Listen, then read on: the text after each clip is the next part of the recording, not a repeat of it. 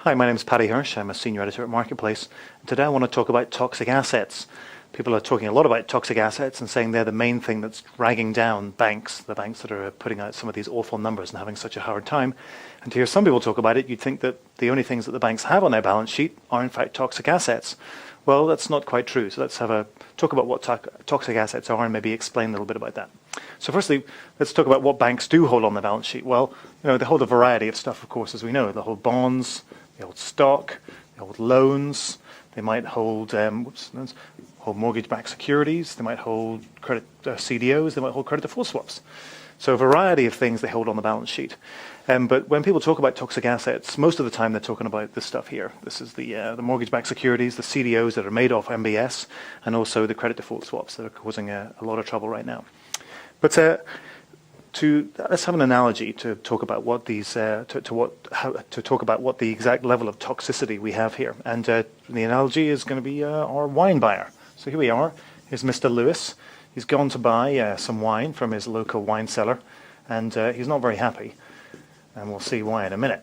Well, because the wine seller has given him a mixed case. All right, so he's given him a box of wine, but it's a mixed case, and he's left it up to the wine seller to decide what's going to go in the case.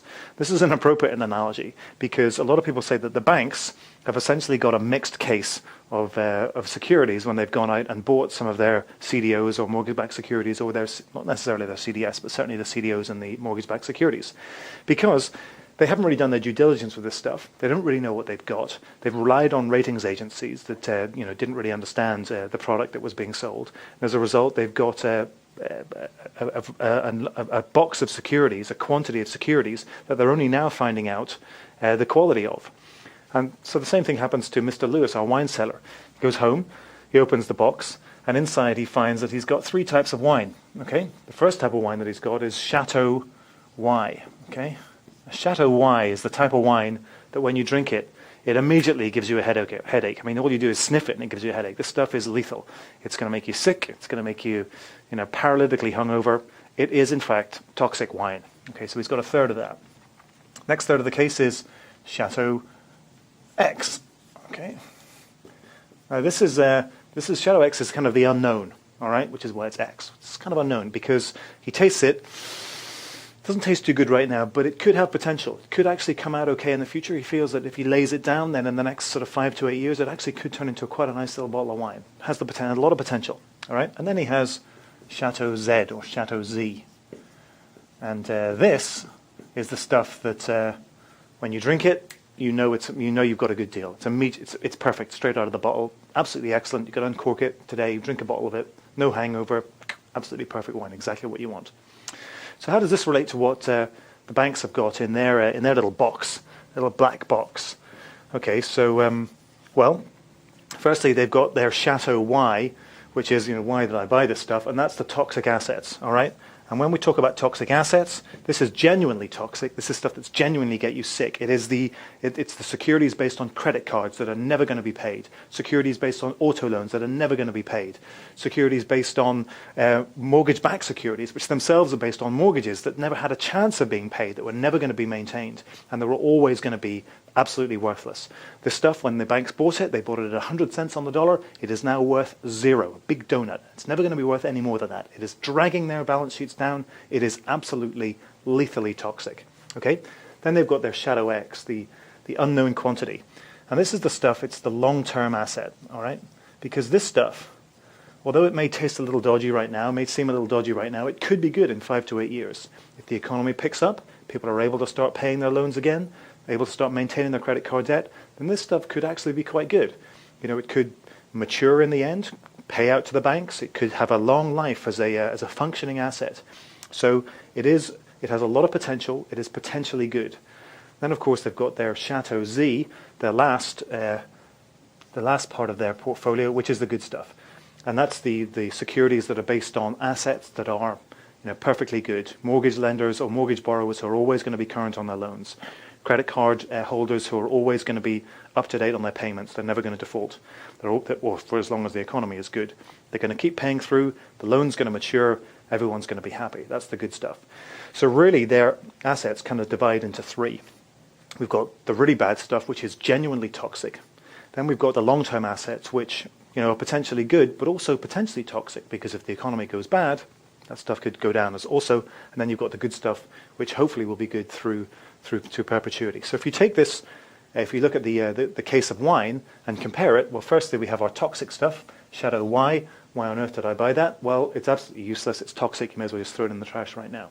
That gives us 2/3 of our portfolio of wine that's actually okay. But now we have a problem, which is the state of the economy. Because the economy is bad, it means that the bottle of Chateau X, which was worth $10 when Mr. Lewis bought it, that's now going to start to fall. Why? Because, well, maybe Mr. Lewis's wife has lost her job. Okay, so he's got to make some cutbacks. He's got to get some cash into the house. How does he do that? He does it by selling some assets. He has a yard sale. He does this, he does that. But in the end, he has to start selling off his prized wine collection. The first stuff to go is the stuff that's going to have to wait a while.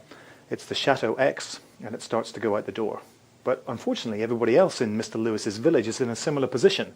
They're also affected by the economy. They've also got to get some extra cash coming in the door, so they start selling their Chateau X as well. And as a result, the price of the wine goes down. There's so many sellers, it drives it down to, say, $2 a bottle. All right? So how does this relate to our bank? Well, these long-term we've got rid of these toxic assets. They're worth absolutely nothing. We try to sell those to the government. Our long-term assets, well, we'd like to keep them, but we can't, because we've got to sell. The banks have got to sell these assets because they've got to bring cash onto the balance sheet. They've got to recapitalize themselves. Unfortunately, everybody else is trying to sell these assets as well, which means that they are being driven down in the market. Let's take an example. Charter Communications has got a bank deal in the market. It should be worth 100 cents on the dollar. Right now it's trading at 75 cents. The bank has to mark that asset at 75 cents. So it doesn't matter if the bank thinks it's worth 100 cents on the dollar. It doesn't matter that if we looked into the future, Charter Communications would be able to keep on maintaining its loan and pay it off in 3 years' time or whenever. That doesn't matter. What matters is today's price. And today's price is, if you're selling Chateau X, is $2. If you're selling Charter Communications, it's 75 cents. The bank has to mark it at that level. And the more pressure there is on those prices, the further those prices go down, and the more toxic those assets become. Not toxic in themselves, but toxic to the bank, because their price is going down. Okay, so this means the long-term asset, your Chateau X, starts to become toxic. Now we've got Chateau Z. This is the good stuff. If the economy sort of continues to sputter along, all's well. Maybe this Mr. Lewis could go out and he could continue to sell the wine at $30 a bottle, which is the price that he bought it at. But as the economy starts to deteriorate and gets worse and worse and worse, maybe he himself loses his job, or maybe he has to, send his kids to college, or whatever it may be. He needs more cash coming in the door. Eventually he's going to have to start selling the good stuff too, the core assets. And what's that going to do? It's going to drive their price down, because everyone else is at the same thing. Maybe this goes down to $10. The same thing happens to the banks. Their good stuff, eventually, if the economy continues to deteriorate and the state of their bottom line continues to get to worsen, it means that they are going to have to sell the good stuff too. All of their core assets are going to have to go, because they're going to have to bring that cash on, or not all the core assets, but many of them, because they've got to get that cash on board. What does it do? It even brings the price of the good stuff down. So what's it doing? It's making good assets potentially toxic, because their price is being driven down. There are so many sellers in the market that originally 100 cents on the dollar goes to 75, goes to 50, goes to wherever it goes, because there are so many sellers. It turns good assets, long-term holdings, into toxic assets. So essentially there are kind of three types of toxic asset that we see. We have the really toxic asset, we have the potentially toxic asset, and then we have the good asset, which unfortunately, because of the state of the economy, is being turned into a toxic asset because of the need to market and the fact that prices are being driven down and leaving everybody very badly, appropriately enough, needing a drink.